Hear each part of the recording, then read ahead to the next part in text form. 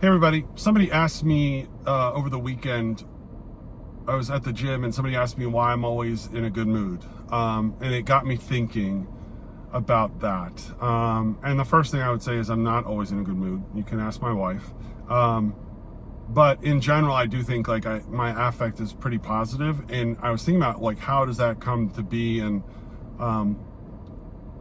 is there any shareable information and how that happened for me that would be beneficial. And I think the thing that I would say is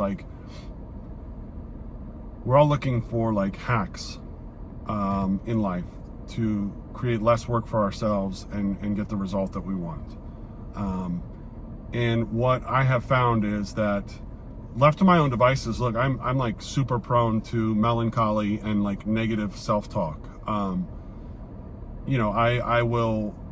I'll beat myself up pretty good left to my own devices. But what I have found is that there's certain practices that I engage in that help change that. And that comes down to, I always speak about meditation, engaging with my higher power through prayer, exercise, and a big one for me is acts of service, being useful and helpful in the world. Because what I have found is that there's no better antidote to negative self-talk than positive action.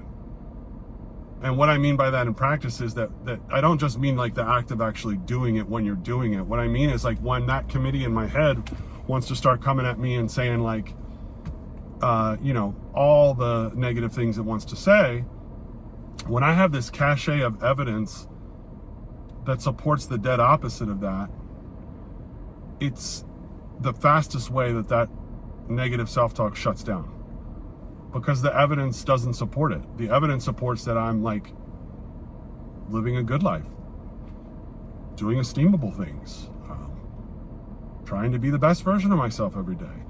That stuff is what is real. And so as long as I'm disciplined and engaging in that path, then yeah, my affect is pretty positive.